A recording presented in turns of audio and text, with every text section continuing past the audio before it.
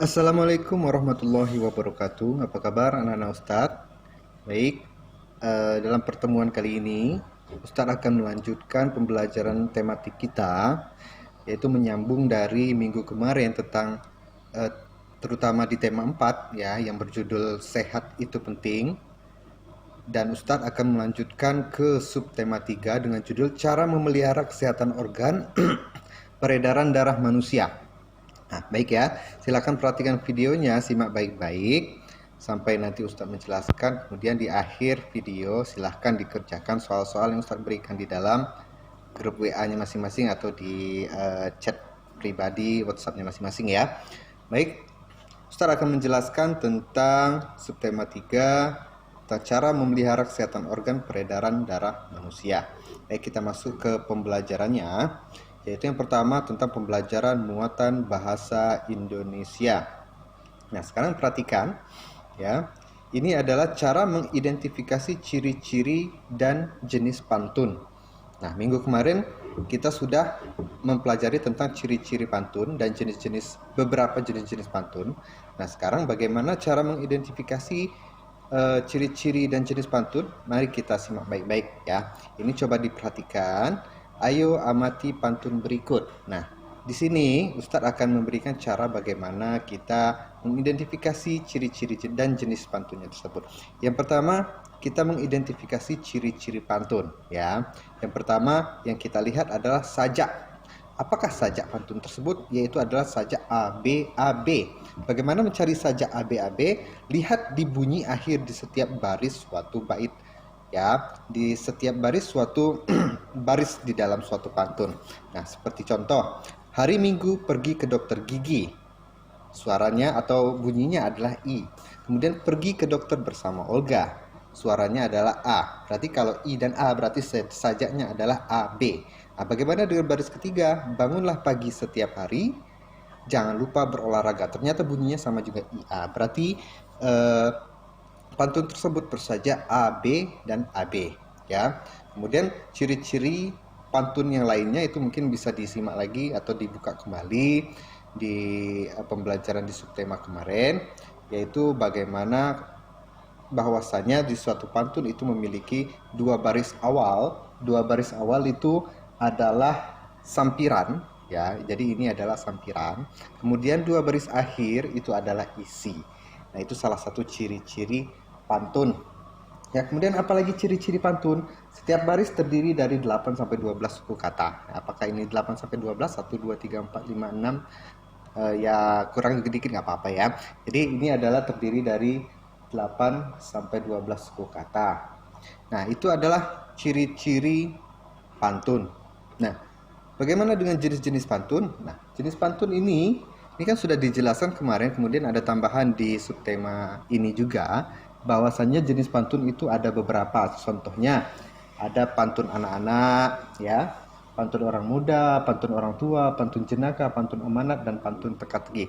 Nah, di sini ini adalah salah satu contoh pantun atau jenis pantun amanat, di mana kita diminta untuk amanatnya itu untuk bangun setiap hari dan jangan lupa untuk berolahraga. Nah, itu ya cara anak-anak Ustadz kalau apabila mau mengidentifikasi suatu jenis dan ciri-ciri suatu pantun. Baik, itu adalah muatan bahasa Indonesia. Kita lanjutkan. Masih di muatan bahasa Indonesia ya, ini yang Ustadz jelaskan tadi, berdasarkan usia pantun dibedakan menjadi pantun anak-anak, pantun orang muda, dan pantun orang tua. Itu berdasarkan usia. Nah, oke. Di dalam pembelajaran IPA ya, di dalam pembelajaran IPA itu kita kemarin sudah mempelajari tentang kesehatan pada jantung dan pembuluh darah. Nah, ini adalah salah satu gangguan kesehatan pada darah. Ya, mungkin kalian belum tahu atau mungkin beberapa dari kalian sudah tahu tentang penyakit-penyakit ini. Nah, bagaimana mencegah penyakit ini? Ya, kita tengok. Yang pertama, penyakit anemia. Penyakit anemia adalah penyakit kekurangan darah. Ya, cara pencegahannya itu dengan cara mengonsumsi makanan yang mengandung banyak zat besi. Kemudian dua, penyakit leukemia. Penyakit leukemia adalah penyakit kekurangan darah putih. Ya, di mana sel darah putihnya kurang untuk di dalam suatu tubuh manusia. Pencegahannya yaitu menerapkan pola hidup sehat. Kemudian yang ketiga, demam berdarah. Nah, demam berdarah ini disebabkan oleh nyamuk Aedes aegypti. Ya, jadi penyakit ini akan merusak sel-sel darah yang ada di dalam tubuh kita. Pencegahannya bagaimana? Yaitu dengan menjaga kebersihan lingkungan untuk membasmi sarang nyamuk. Kemudian penyakit talasemia. Penyakit talasemia ini adalah penyakit keturunan ya. Gangguan ini tidak dapat dicegah karena merupakan penyakit keturunan. Penyakit apa talasemia itu? Nah, talasemia itu ternyata adalah penyakit suatu manusia sehingga dia imunitas terhadap sel tubuhnya itu sangat rendah, dia cepat sakit, kemudian tumbuhnya itu menjadi tidak normal, darah putihnya juga kurang, seperti itu ya. Kemudian penyakit yang terakhir yaitu penyakit hemofilia. Nah, penyakit hemofilia ini adalah penyakit bagaimana sel darah merah atau sel darah yang ada di dalam tubuh kita susah membeku apabila terjadi suatu luka. Jadi apabila kita terjadi luka darahnya akan terus mengucur dan sulit membeku. Nah, gangguan ini tidak dapat diobati, akan tetapi dapat dicegah dengan cara menghindari terjadinya pendarahan agar darah tidak terus mengalir. Nah, ini salah satu contoh, 5 contoh cara mencegah gangguan kesehatan pada darah. Lanjut ya. Selanjutnya masih pembelajaran IPA. Untuk menjaga kesehatan organ peredaran darah, kita perlu melakukan hal-hal berikut ya. Yang pertama, beristirahat yang cukup. Kemudian yang kedua, memilih makanan yang bergizi seimbang untuk dikonsumsi. Kemudian yang terakhir, berolahraga secara teratur. Nah, itu tadi tentang muatan pembelajaran IPA ya, tentang peredaran darah manusia. Nah, di sini di pembelajaran ketiga, kita kembali ke muatan bahasa Indonesia, membuat pantun nasihat. Nah, seperti contoh yang sudah Ustaz sampaikan tadi, untuk membuat suatu pantun nasihat, kalian harus menentukan amanat atau pesan dan nasihat dahulu yang ingin kalian sampaikan ya. Dan jangan lupa perhatikan hal-hal penting sebelum membuat pantun. Itu kalau mau membuat pantun nasihat. Kemudian pembelajaran ketiga, pemuatan pelajaran PPKN, manfaat gotong royong sebagai bentuk tanggung jawab warga masyarakat. Nah, yang pertama kita harus tahu dulu gotong royong itu apa. Gotong royong itu adalah bekerja bersama-sama untuk mencapai suatu hasil yang diinginkan bersama. Itu pengertian dari gotong royong. Manfaat gotong royong: membuat pekerjaan menjadi lebih cepat selesai, memperkuat rasa persatuan dan kesatuan antar warga, menciptakan hubungan yang harmonis antar warga, memupuk solidaritas dan semangat kebersamaan antar warga, dan menumbuhkan sikap tolong-menolong dan kekeluargaan antar warga. Itu adalah manfaat gotong royong. Kita lanjutkan masih di pembelajaran ketiga dengan muatan IPS, yaitu tentang interaksi sosial dalam bidang ekonomi. Ya. Ini ada gambar yang menunjukkan interaksi sosial dalam bidang ekonomi.